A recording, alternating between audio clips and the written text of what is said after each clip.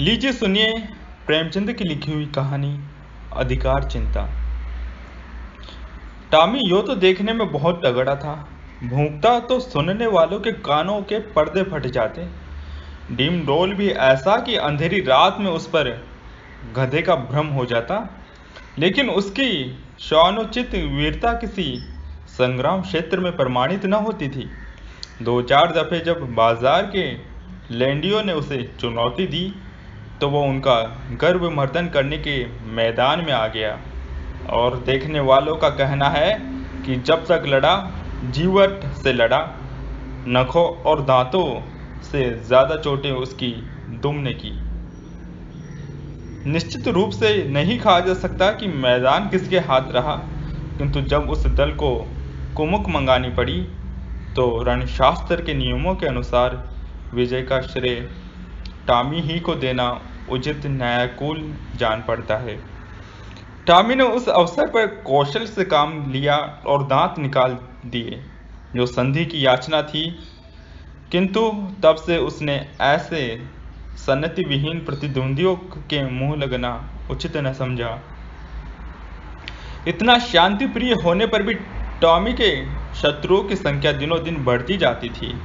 उसके बराबर वाले उससे इसलिए जलते कि वो इतना मोटा ताजा होकर इतना भीरू क्यों है। बाजारी दल इसलिए जलता कि टॉमी के मारे घुरों पर भी हड्डियां न बस पाती थीं। पर घड़ी रात रहे उठता और हलवाइयों की दुकानों के सामने के दोने और पत्तल, कसाई खाने के सामने की हड्डियां और छिछड़े चबा डालता। अतएव इतने शत्रुओं के बीच में रहकर टॉमी का जीवन संकटमय होता जाता था। महीनों बीते जाते और पेट पर भोजन न मिलता। दो तीन बार उसे मनमाने भोजन करने की ऐसी प्रबल उत्कंठा हुई कि उसने संदिग्ध साधनों द्वारा उसको पूरा करने की चेष्टा की। पर जब परिणाम आशा के प्रतिकूल हुआ और स्वादिष्ट पदार्थों के बदले अरुचिकर दुर्गाह्य वस्तुएं भरपेट खाने को मिली, जिससे पेट के बदले कई दिन तक पीठ में विषम वेदना होती रही, तो उसने विवश होकर फिर सन्मार्ग का आश्रय लिया। पर डंडों से पेट चाहे भर गया हो, वो उत्कंठा शांत न हुई। वो किसी ऐसी जगह जाना चाहता था जहां खूब शिकार मिले। खरगोश, हिरन, भेड़ों के बच्चे मैदानों में विचर रहे हैं और उनका कोई मालिक न हो, जहां किसी प्रतिद्वंदी की गंध तक न हो, आराम करने को सघन वृक्षों की छाया हो, पीने को नदी का पवित्र जल। वहां मनमाना शिकार करूं, खाऊं और मीठी नींद सोऊं। वहां चारों ओर मेरी धाक बैठ जाए, सब पर ऐसा रोब छा जाए कि मुझी को अपना राजा समझने लगे, और धीरे धीरे मेरा ऐसा सिक्का बैठ जाए कि किसी द्वेषी को वहां पैर रखने का साहस ही न हो। संयोगवश एक दिन वो इन्हीं कल्पनाओं के सुख स्वप्न देखता हुआ सिर झुकाए सड़क छोड़कर गलियों से चला जा रहा था कि सहसा एक सज्जन से उसकी मुठभेड़ हो गई। टॉमी ने चाहा कि बचकर निकल जाऊं, पर वो इतना दुष्ट शांति प्रिय न था।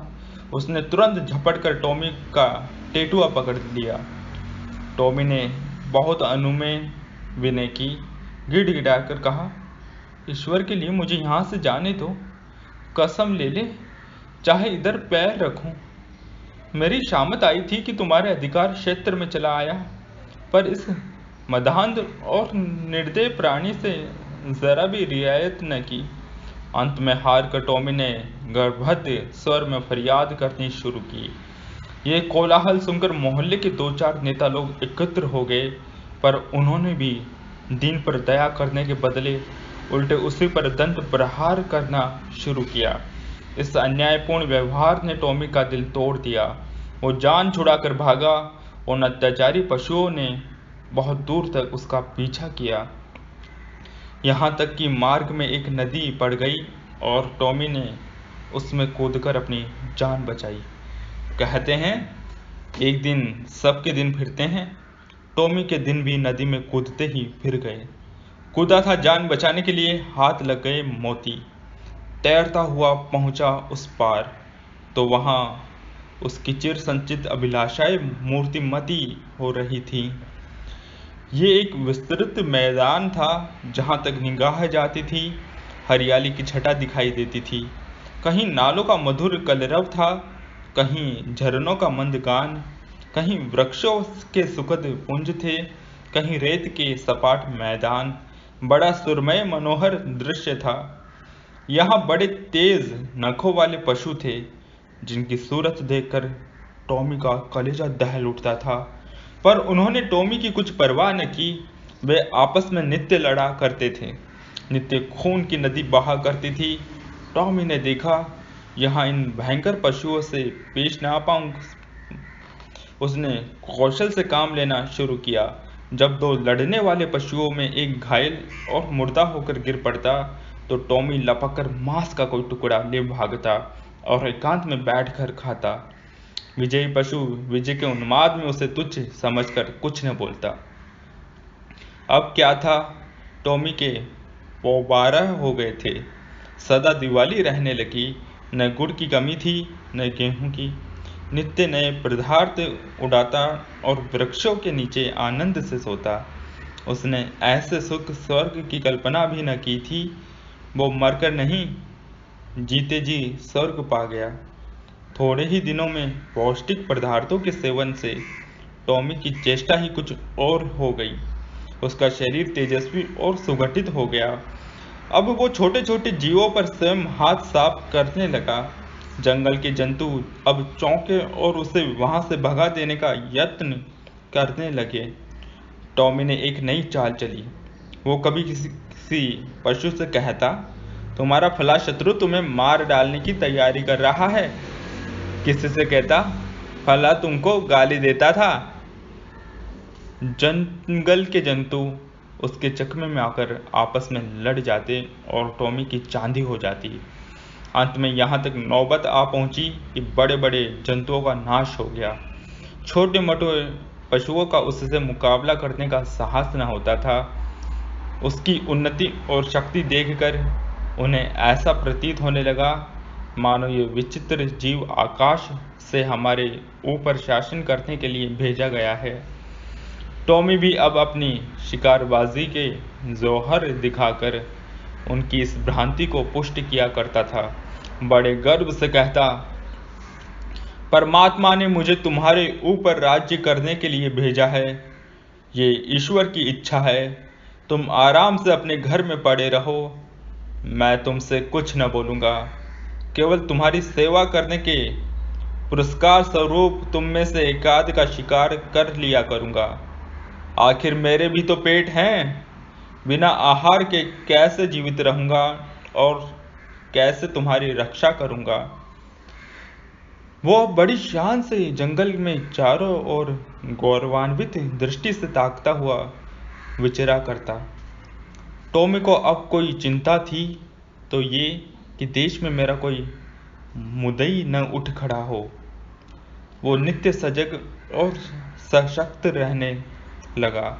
जो जो दिन गुजरते थे और सुखभोग का चस्का बढ़ता जाता था, त्यों त्यों उसकी चिंता भी बढ़ती जाती थी।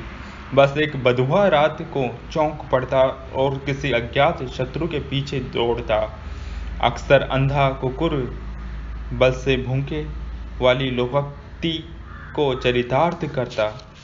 वन के पशुओं से कहता, ईश्वर न करे कि तुम किसी दूसरे शासक के पंजे में फंस जाओ।